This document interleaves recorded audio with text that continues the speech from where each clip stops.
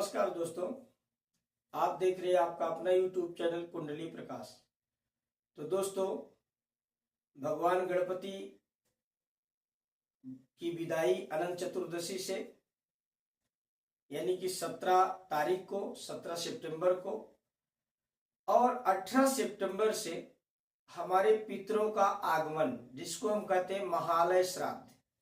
महालय यानी कि महान आलय, महान उत्सव, सबसे बड़ा उत्सव हमारे इस वर्ष में ये पितरों का जो दिन होता है, ये पक्ष ही सबसे बड़ा उत्सव है। क्योंकि हमारे जीवन में जितनी भी घटनाएं घटती हैं उनमें इनका बहुत बड़ा योगदान होता है। हमारे जीवन में सभी चीजों की प्राप्ति में जब पितर हमारे संतुष्ट होते हैं, हमारे पूर्वज संतुष्ट होते हैं, हमारे कुल देवता संतुष्ट होते हैं, तो हमें इसका लाभ अवश्य होता है। जिनको पितृदोष होता है, पितृदोष क्यों होता है? क्योंकि उनके पूर्वजों की जो विधि है, जो संस्कार है, वो सही तरीके से नहीं किया गया है, इसके लिए उनको पितृदोष लगता है। और जिसको पितृदोष लगता है या जिसके पूर्वज प्रसन्न नहीं रहते, जिसके पितर तृप्त नहीं रहते, उनके घर में अच्छी संतान का जन्म नहीं होता। उनके घर में जन्म लेने वाले जो लोग हैं वो अपनी पूर्ण आयु का भोग नहीं करते, अनेक प्रकार के रोगों से वो ग्रसित रहते हैं। उनके व्यवसाय में, उनके रोजी रोजगार में स्थिरता नहीं रहती, उनको अनेक प्रकार की परेशानियों का सामना करना पड़ता है। और तब उनको ये सुझाया जाता है कि आप जो है पितरों की शांति करें, पितृदोष करें। हमारे पूर्वज अगर हमको प्रसन्नता से देखें तो हमें अच्छे संतान की प्राप्ति होती है, मांगलिक कार्य हमारे घर में अच्छे अच्छे होते हैं, हमारे घर में विवाहादि कार्यों में कोई बाधा नहीं आती, संतान की अच्छी उत्पत्ति होती है, घर में आरोग्यता की प्राप्ति होती है, धन धान्य की प्राप्ति होती है।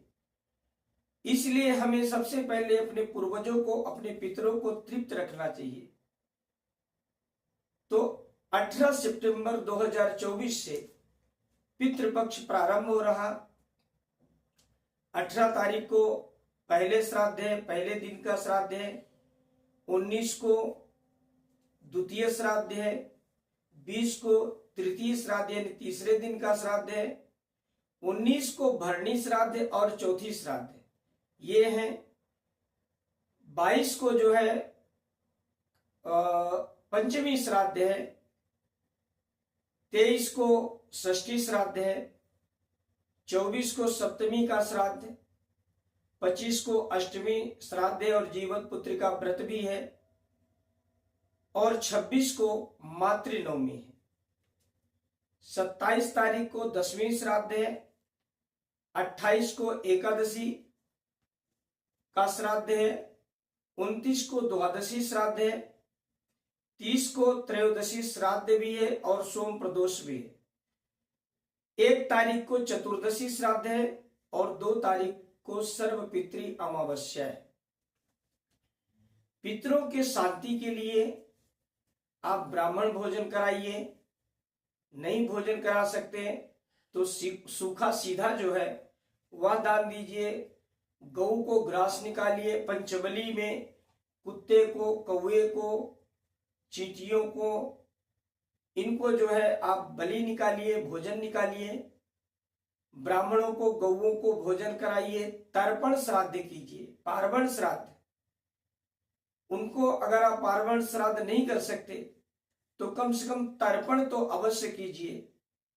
और अगर आप तर्पण भी नहीं कर सकते तो कम से कम पीपल के वृक्ष में आप जल अवश्य दें, वहां एक दीपक लगाएं और अपने घर के बाहर प्रतिदिन शाम को 2 दीपक अवश्य लगाइए। और मध्याह्न काल में आप जो है 5 दीपक अपने घर के दरवाजे पे अवश्य लगाइए, पितरों के तृप्ति के लिए, पितरों के शांति के लिए। इसके अलावा आप पितृस्तोत्र रुचिकृत जो पितृस्तोत्र है उसका पठन कीजिए, पितृ गायत्री का जाप वो करिए, और भगवान विष्णु की सेवा और भगवान विष्णु के मंत्रों का आप जाप करिए, जिससे हमारे पितर तृप्त होते हैं। जब हमारे पितर तृप्त होते हैं तो हमारे जीवन में बहुत प्रकार की शुभ घटनाएं जो है अपने आप घटने लगती हैं। अतः आप सब 18 सितंबर से 2 अक्टूबर के बीच में जो महान उत्सव का समय आ रहा, पितरों का जो समय आ रहा, उसमें अपने पितरों को, पूर्वजों को शांत करने के लिए, तृप्त करने के लिए आप यथासंभव आप दान कीजिए, तप कीजिए, जप कीजिए, श्राद्ध कीजिए, तर्पण कीजिए, उनके निमित्त पिंडदान इत्यादि कीजिए। जो भी आपसे संभव हो सके उसको आप अवश्य कीजिए। नमस्कार।